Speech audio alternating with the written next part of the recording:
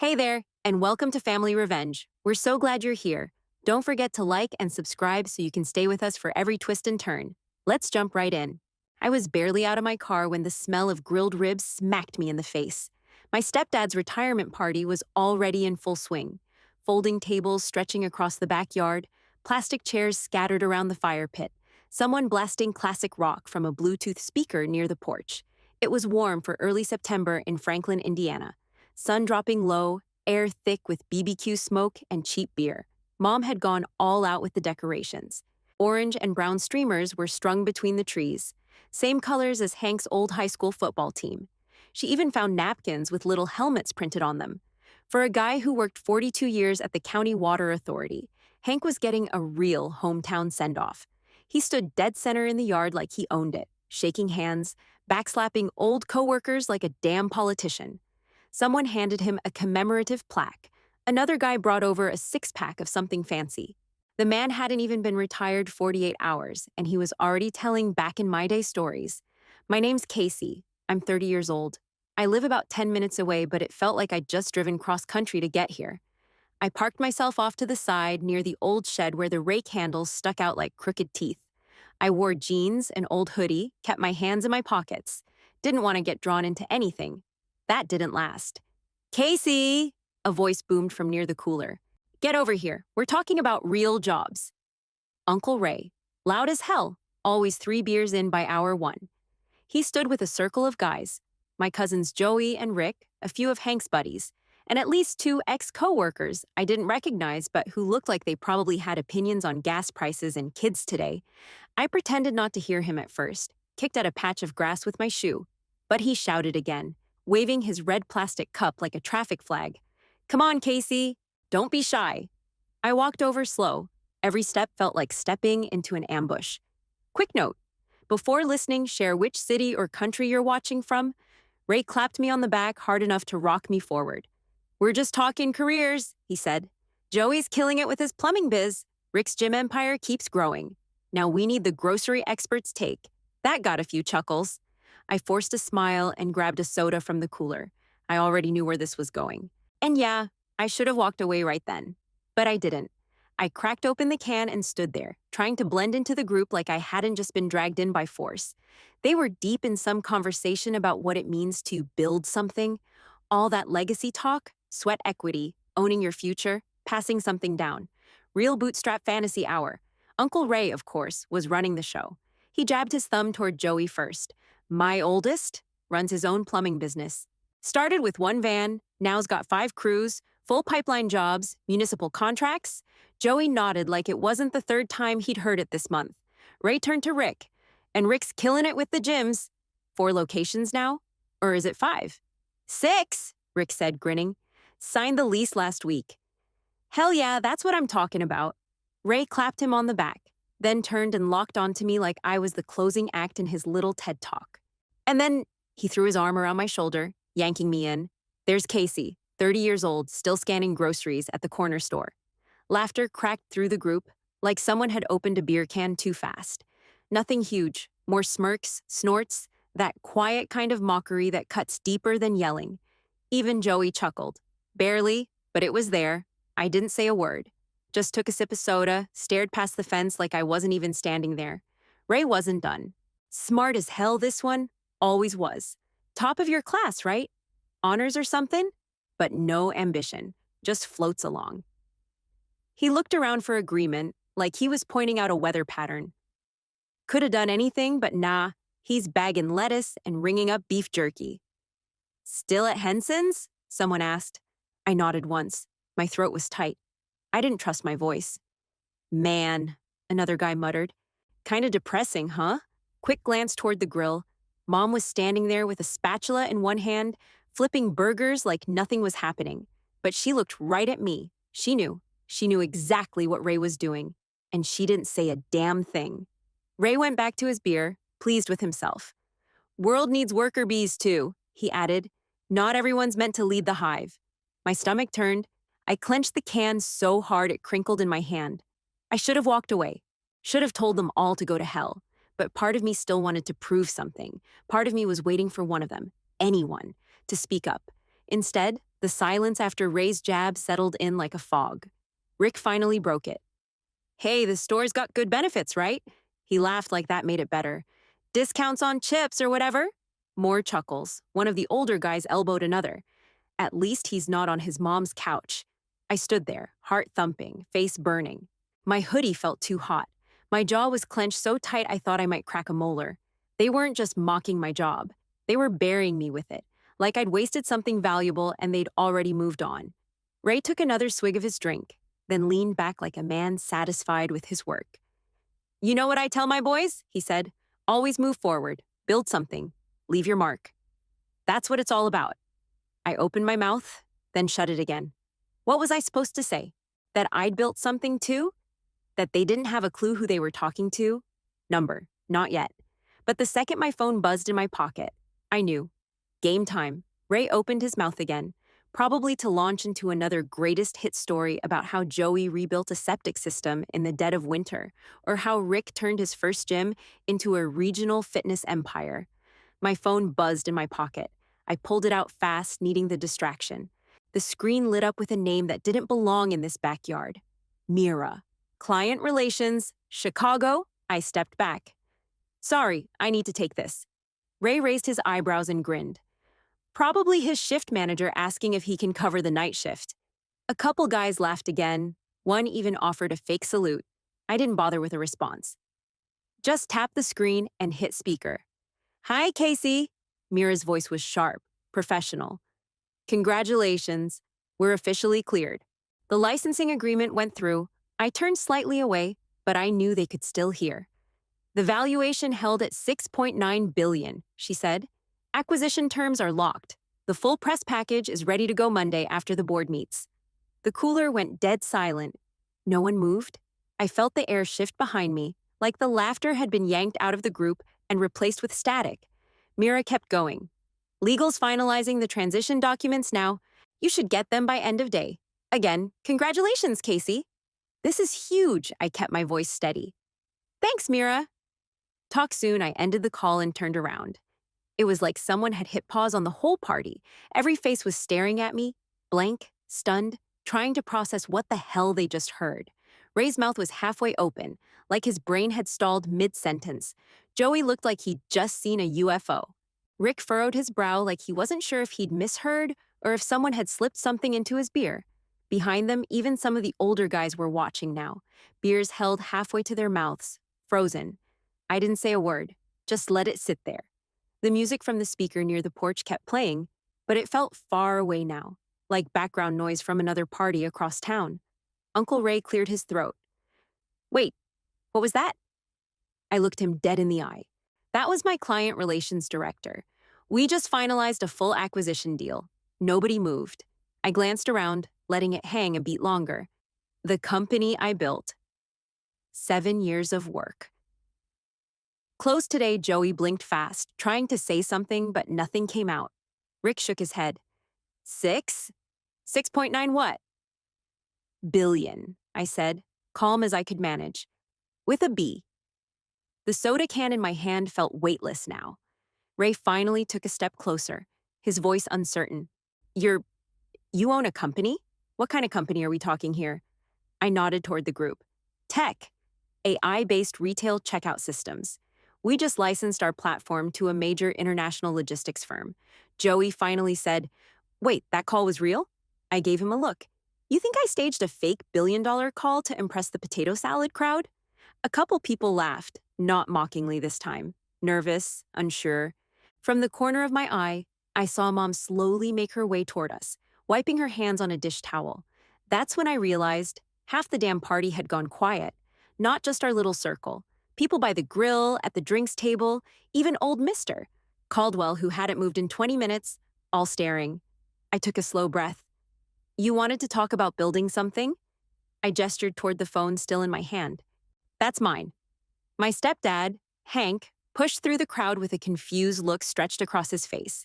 He still had his retirement plaque in one hand and a spatula in the other. Casey, he said, stopping in front of me. What the hell was that call? I nodded, still holding my phone. That was my client relations director. I'm the founder and CEO of Summit Checkout Systems. We develop AI-based retail POS solutions. He blinked like he misheard me. You, you what? I've been running the company for 7 years. We just finalized a full buyout deal with a global logistics firm. The word CEO echoed in the air. I could feel it sink into the crowd. Ray was stone still, mouth partway open like he was catching flies. Joey? He looked pale, almost sick.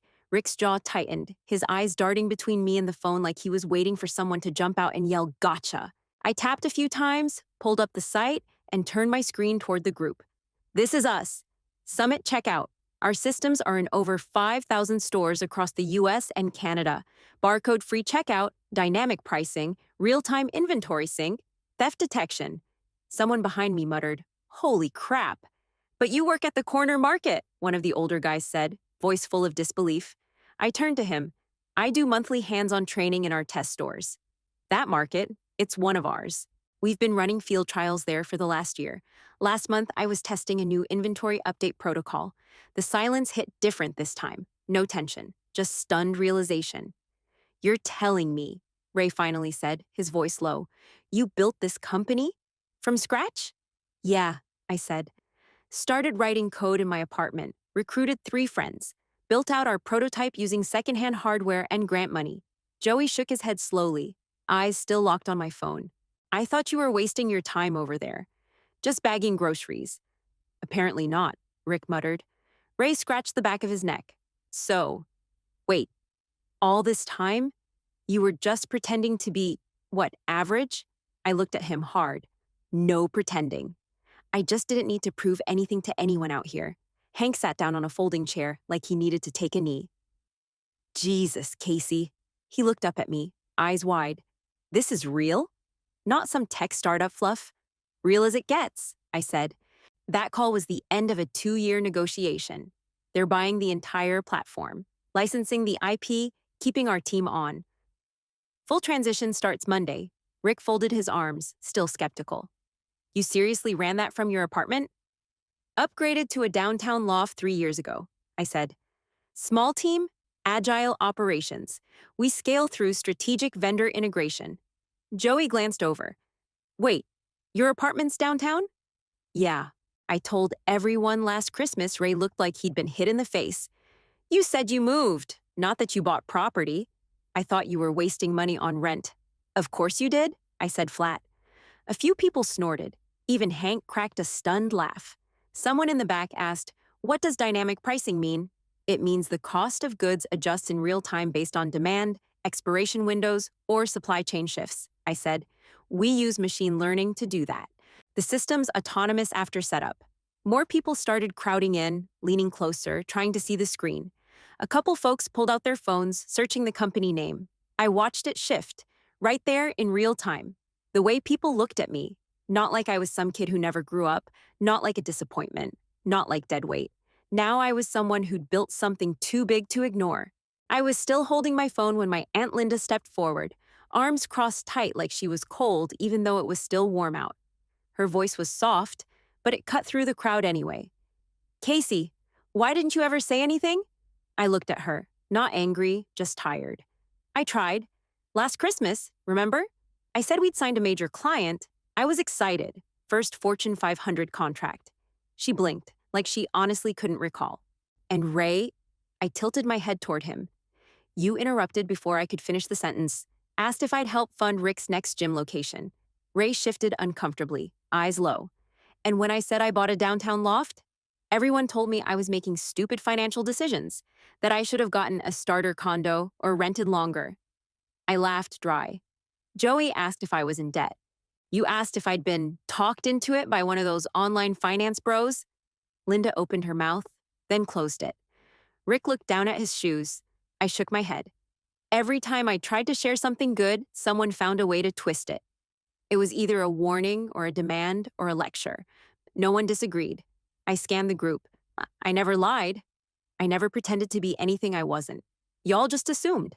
And I let you. Ray finally spoke. "I didn't mean any harm, Case."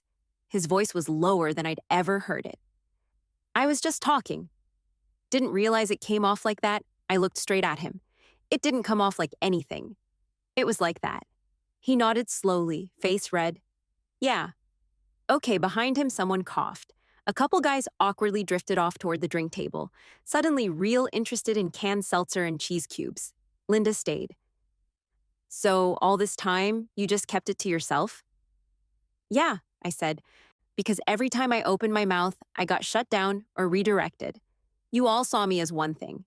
Couldn't handle it when I didn't fit the story. You could have pushed harder, she said. I shouldn't have had to, I snapped, and immediately felt the words cut deep between us. She nodded, accepting it. I get it now, Rick said quietly. Why you didn't talk about any of it. I wouldn't have either. Ray rubbed the back of his neck. Guess I thought I was helping. Keeping it real, motivating you, I scoffed. Ray, you thought mocking me in front of everyone was motivational? He didn't answer. I let it hang for a second, then shrugged. Anyway, that's why I didn't say anything. I built my company while you were all talking over me. The air had changed again, less shock, more reflection. People looked down, looked around, suddenly real aware of their own voices. Rick stepped forward. What was the client last Christmas? Transport Group. They integrated our system into their warehouse chain, boosted inventory accuracy by 26% in under 6 months. Damn, he said. I finally exhaled, tension dropping just a little from my shoulders. Ray still hadn't moved.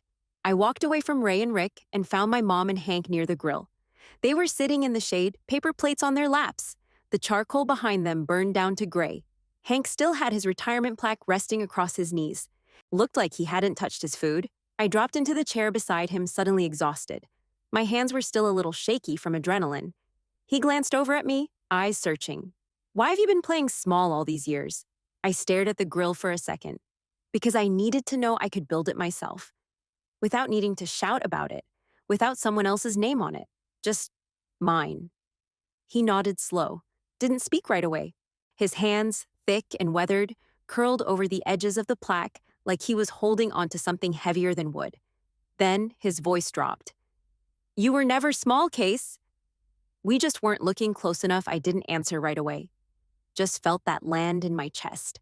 Mom sat beside me, holding a napkin in one hand and a half-eaten burger in the other. She didn't say anything either, not at first. She was watching me like she was seeing me for the first time. Success isn't always loud, I finally said. Sometimes it looks like someone stocking shelves while leading a 600-person tech company. Hank let out a breath, part laugh, part disbelief. 600? Developers, UX, ops, security, HR, logistics, customer support. Fully remote, tight systems. We keep it lean, but yeah, 600 people rely on us for their paychecks. He looked down at the plaque again. Hell, he said. I managed 42 years at the Water Authority, and I never led more than 18. Mom wiped her eyes quietly. Her voice cracked. We just wanted you to be okay. I am okay, I said. I've been okay for a long time. You just didn't know I was thriving? She shook her head slowly. We thought you were drifting, wasting potential. But you weren't. You were building. I was, I said. And I didn't need applause. I just needed space. We sat in silence for a few seconds, the sound of party chatter still buzzing in the distance, but softer now, almost respectful. Hank leaned back in his chair and said, You ever need anything? Advice, support, whatever. You've got it. No judgment. I gave him a small nod. Appreciate it, but I'm good. Mom reached over and grabbed my hand without saying anything. Her grip said what her voice couldn't. Joey found me near the edge of the yard, right where the grass faded into gravel by the side gate. Rick trailed close behind, both of them quieter now, like kids walking into the principal's office. Ray came up too, a step slower, still trying to figure out how to carry himself around me now. I pulled up our company dashboard on my phone and handed it to Joey. That's our product roadmap, I said. We've got 3 major expansions slated for the first quarter: biometric authentication, visual stock loss prevention, and an enterprise-level fleet module. He scrolled, eyebrows twitching. You built all this? With my team, yeah. Click that tab. Client growth projections. Rick leaned over his shoulder as Joey tapped into it. I watched both of them freeze when the page loaded. Those are real numbers? Rick asked, his voice tighter now. Every line of it, I said. Third-party verified. Internal metrics, too. Rick's eyes moved down the screen. Our franchise management app uses this back-end, he pointed. This architecture. Yep, I said. We licensed that module to your vendor 2 years ago. He blinked. I've been benefiting from your tech without even knowing it. Same for you, I said, turning to Joey. The plumbing service scheduling tool your guys use runs through our legacy fleet model. Yours is one of over 800 small businesses tied to it through distribution partners. Ray let out a low whistle, shook his head like he still couldn't wrap his mind around it. You built the thing we've been relying on, Joey said slowly, while we were making jokes about you stocking shelves. Exactly, I said. I took the phone back and pulled up another document. I'm offering pilot opportunities. Rick, your gyms could run our biometric access system. It's seamless, members scan in with facial recognition. Faster check-ins, tighter security, no key fobs. He looked up, shocked. And Joey, I turned to him, your service vans, we can integrate our new fleet module. Dynamic routing, live dispatch, maintenance tracking would cut your driver costs by 15%. Joey's mouth opened, then closed. You're serious? These aren't favors, I said. They're contracts. Scalable partnerships. We build tools that work, and they'll help your operations grow faster than you're doing now. Ray finally spoke. You're offering business to us? After all that? I don't run this company with a grudge, Ray. I run it like a business. If your platforms fit, we plug in. If not, we walk away. Rick took a slow breath. You want to work with us? Not work for, I said. With. On equal footing, Joey just stared at me, eyes wide, the weight of it finally sinking in. I'd spent years as the punchline. Now I was the one handing out opportunity. The sun was dipping low behind the neighbor's garage by the time people started packing up. Folding chairs scraped across the lawn, plates clattered into trash bags. Aunt Linda gave me a long look before leaving, didn't say anything, just nodded like something had finally clicked. I stayed near the grill, where the heat had mostly died off, watching the backyard thin out. That's when Hank walked back over, slower this time. Still holding his plaque under one arm, like it was something fragile. He stopped beside me, didn't say anything right away. Then he looked out across the yard and said, I was worried about you all these years. I glanced over, but he was still facing forward. Figured you were lost, he went on. No direction, no plan. Turns out I should have just trusted you. I nodded. You gave me the work ethic. The discipline. All those summers you had me digging fence posts and hauling gravel. I hated it back then, but that's where it started. He smiled a little. You just applied it somewhere different. Exactly. Hank put a hand on my shoulder. It stayed there a beat longer than usual, not awkward, just solid. Then he walked off without another word, heading toward the back porch where Mom was boxing up leftover pie. Ray came over next, no beer in hand, no swagger, just him, slower, older looking than he had an hour ago. He stopped in front of me and let out a breath. You made me eat every word tonight, he said, and I needed it. I didn't let him off easy, just gave him a short nod. Not angry anymore, but not about to pretend it hadn't happened either. Rick appeared behind him, arms crossed. So, do you really work 16-hour days? He asked, like that part had been haunting him since the call. I laughed, the first real laugh I'd let out all day. Not anymore. His eyebrows lifted. You used to? Yeah, when we launched. 17-hour days, back-to-back weekends, ramen and energy drinks. The whole cliché Joey wandered over to, quieter than before. He didn't say anything, just stood there listening like he was trying to catch up on years he'd skipped over. Rick looked around. I can't believe I didn't know. You didn't want to know, I said. Big difference. Ray nodded slowly, eyes down. You're right. I let that hang. No need to rub it in. They already got the message.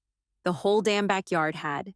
Anyway, I said, stretching my arms out, I'm not working 16-hour days now. These days I work smarter, delegate more, still involved, but I've got a killer team. Rick whistled. Man, what a curveball. Yeah, I said. Funny how that works. Once most of the guests had cleared out, I spotted Joey and Rick leaning against the side of the garage. The paper lanterns hanging from the trees flickered in the wind, casting weird shadows across the grass. It was quiet enough now that I could hear the buzz of a bug zapper from the neighbor's porch. I walked over and nodded toward the back gate. Let's talk business before I head out. They followed without hesitation. We ended up behind the shed, just the three of us. No audience this time, no laughs. I pulled up the vendor agreement on my phone and turned it toward Joey. 5-year contract. You get early access to our new fleet scheduling software, route optimization, live service tracking, real-time maintenance flags. Beta starts next quarter. Joey scrolled through it, lips moving as he read. His fingers tapped the screen, careful like he was handling something breakable. This is solid. It's not charity, I said. You've got the scale, the structure. Your guys already rely on a lighter version through your current vendor. This just cuts them out of the middle. He nodded, still reading. I'm in. I turned to Rick. Your gyms will be part of our pilot for the wellness integration package.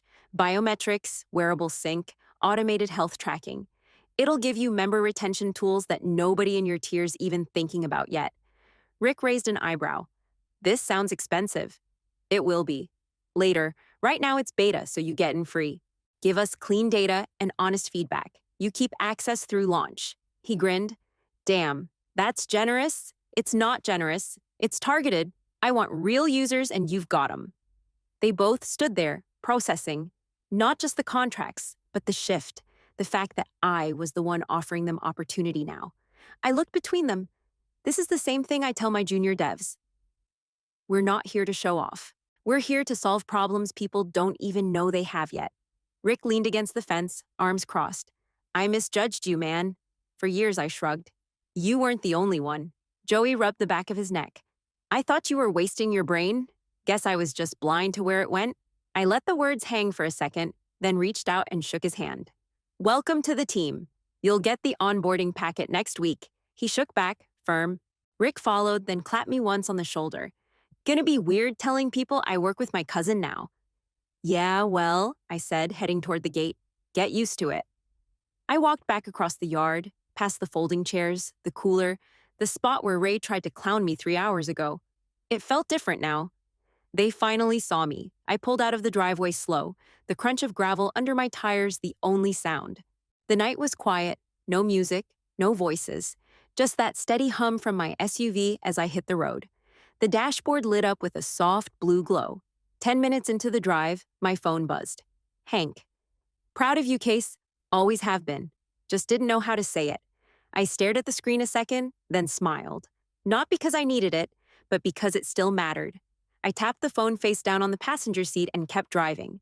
Monday morning, the press release hit the wire. Retail tech startup acquired for $6.9 billion. My name was in the second paragraph. CEO founder, deal architect. My inbox blew up. Journalists, investors. 2 people I hadn't spoken to since high school suddenly wanted to grab coffee. By Tuesday, Ray called. First time he'd ever called me just to talk. You seen the article? He asked like I hadn't lived it. Been telling people my niece invented that tech Walmart uses now? I didn't correct him. Let him have that one. Sunday dinner rolled around like it always did, but the vibe was different. No jokes about my hoodie, no jabs about my job. This time it was all questions, real ones. Joey wanted to talk fleet rollout strategy. Rick asked about biometric data security. Even Aunt Linda wanted to understand how dynamic pricing worked. I wasn't the punchline anymore. I was the one holding the marker at the whiteboard. And sitting there, plate full of baked ziti, answering their questions while the family leaned in instead of looked away. That hit harder than the press release ever could. That's when it landed. Success wasn't about shouting your wins from the rooftops. It was about building something solid enough that people couldn't ignore it. Something real. Something that stood when the noise faded. And now that it finally had, I could choose who got to hear the full story.